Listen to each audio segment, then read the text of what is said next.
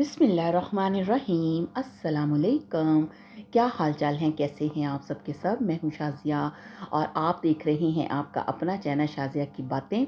आज मैंने बनाई है कड़ी पकोड़ा के साथ और ये देखें, लेकिन आज मैं फुल रेसिपी नहीं दे रही, बल्कि जो कड़ी के ऊपर तड़का लगाते हैं बाद में वो शेयर करूँगी आपके साथ। तो ये देखिए जी, गरम ऑयल के अंदर मैंने 1 चम्मच राई दाना, मेथी दाना और 1 चम्मच ज़ीरा साबुत और 4 से 5 पीस साबुत लाल मिर्चें डाल दी हैं।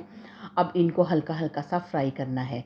कड़ी पकोड़ा एक ऐसी डिश है जो कि एवरग्रीन हर मौसम में बहुत ही शौक से खाई जाती है और जब सर्दियां हों तो इसको खाने का मज़ा दुबाला हो जाता है।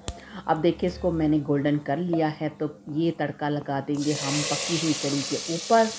तो क्या ही ज़बरदस्त ही हमारी कड़ी पकोड़ा तैयार हो गई है। बहुत ही ज़बरदस्त सा ये तड़का था, ज़रूर ट्राई कीजिएगा, दुआओं में याद रखिएगा। मिलते हैं नई वीडियो के साथ, तब तक अपना रखिए ढेर सारा ख्याल। अल्लाह हाफ़िज़।